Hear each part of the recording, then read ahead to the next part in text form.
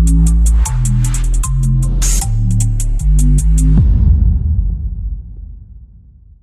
નાના વરાછા વિસ્તારમાંથી શિક્ષણ ક્ષેત્રે એક ગૌરવપૂર્ણ સમાચાર સામે આવ્યા, જ્યાં કૌશલ વિદ્યાલયના વિદ્યાર્થીઓએ ધોરણ 10ના પરિણામમાં શાનદાર પ્રદર્શન કર્યું છે. તારીખ 6 મે 2024ના રોજ જાહેર થયેલા ધોરણ 10ના પરિણામમાં નાના વરાછા તાપી તટે સ્થિત કૌશલ વિદ્યાભવનને નોંધપાત્ર સફળતા હાંસલ કરી છે. શાળાના કુલ 255 વિદ્યાર્થીઓમાંથી 111 વિદ્યાર્થીઓએ A1 ગ્રેડ અને 84 વિદ્યાર્થીઓએ A2 ગ્રેડ મેળવીને પોતાના માતા પિતા અને શાળાનું નામ ઊંચું કર્યું છે. વિશેષ વાત એ છે કે શાળાના કુલ વિદ્યાર્થીઓમાંથી આશરે 44% વિદ્યાર્થીઓએ A1 ગ્રેડ મેળવ્યો છે. આ વર્ષે પણ શાળાનું કુલ પરિણામ 100% નોંધાયું છે. વિષયવાર પરિણામમાં પણ વિદ્યાર્થીઓએ અદ્ભુત પ્રદર્શન કર્યું છે. મારું નામ પરબતભાઈ ડાંગસિયા, ટ્રસ્ટી કૌશલ વિદ્યાભવન. સર, આજે કઈ રીતનું રિઝલ્ટ છે? આજનું પરિણામ ખૂબ સારું છે.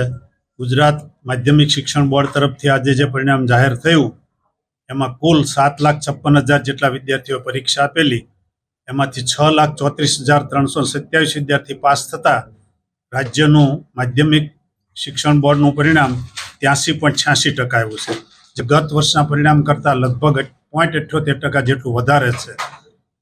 બીજું, આમાં વિદ્યાર્થીનીઓનું પરિણામ ખૂબ સારું છે. 80% વિદ્યાર્થીઓ પાસ થયેલા છે અને વિદ્યાર્થીનીઓ 88% પાસ થયેલી છે. એટલે બહેનોનું પરિણામ ભાઈઓ કરતાં લગભગ 8% જેટલું વધારે છે. સુરત જિલ્લાની વાત કરીએ તો 86.04% પરિણામ આવેલું છે. અને વરાછા કેન્દ્રની વાત કરીએ તો ખૂબ નેત્રદીપક પરિણામ 92.99%, એટલે લગભગ 93% પરિણામ વરાછા કેન્દ્રનું છે. અમારી શાળાની વાત કરીએ તો અમારી શાળામાં કુલ જે વિદ્યાર્થીઓ હતા 255, એમાંથી બધા જ પાસ થતા શાળાનું પરિણામ 100% આવેલું છે. ગ્રેડની વાત કરીએ તો A1 ગ્રેડ ધરાવતા વિદ્યાર્થીઓ રાજ્યમાં 35,508 છે. લગભગ 5.59% A1 ગ્રેડ પ્રાપ્ત કરેલો છે. A2 ગ્રેડ અને A1 ગ્રેડ પ્રાપ્ત કરનાર વિદ્યાર્થીઓ સુરતમાં લઈએ જિલ્લામાં તો 6,475 છે. એટલે લગભગ 7.92% વિદ્યાર્થીઓએ સુરતમાં A1 ગ્રેડ પ્રાપ્ત કરેલો છે જિલ્લામાં. અમારી શાળાની વાત લઈએ તો 255માંથી 111 વિદ્યાર્થીઓએ A1 ગ્રેડ પ્રાપ્ત કર્યો છે. એટલે લગભગ 43% વિદ્યાર્થીઓ A1 ગ્રેડ પ્રાપ્ત કરેલો છે. અને A2 ગ્રેડ પ્રાપ્ત કરનાર વિદ્યાર્થીઓની સંખ્યા અમારી શાળામાં 84 છે. હવે પરિણામ વિશે વધારે વાત કરીએ તો બહેનોનું પરિણામ ખૂબ સારું છે. બીજું, રાજ્યમાં 100% પરિણામ ધરાવતી શાળાઓ ગઈ સાલ કરતાં લગભગ 123 જેટલી વધી છે અને શૂન્ય પરિણામ ધરાવતી શાળાઓ 6 જેટલી ઘટી છે. એટલે એકંદરે વિદ્યાર્થીઓએ ખૂબ સારી મહેનત કરેલી છે.